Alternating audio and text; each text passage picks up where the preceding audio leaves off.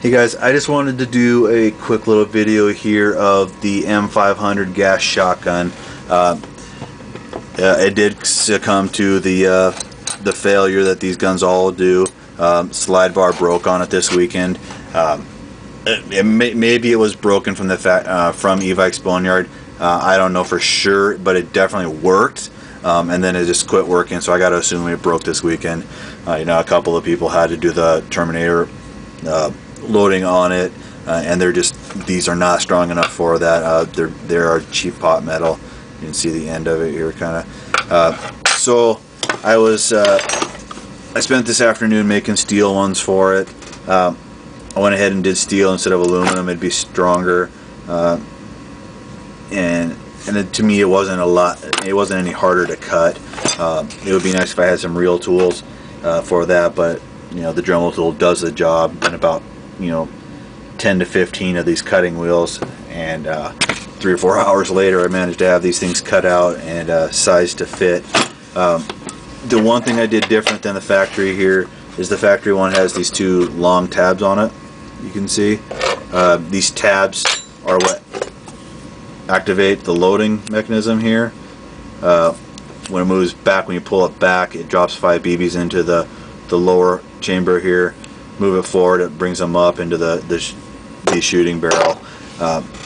All I did was put in a couple of pins here, drill the holes, and these are tension pins set with epoxy, a JB weld actually, so they should hold.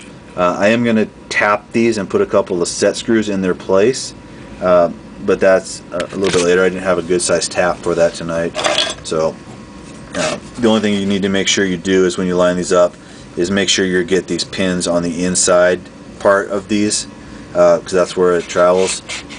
Everything past this you don't really need. It's just strength for this, I would guess, and these are going to be, this is way stronger than this is. So anyways, there's the steel slide bars for this thing. I do have external mods coming for this thing. I'm building a wood kit for it, wood handguard, another wood stock with an integrated pistol grip, and then I might actually go ahead and make a whole nother setup for this that's more tactical.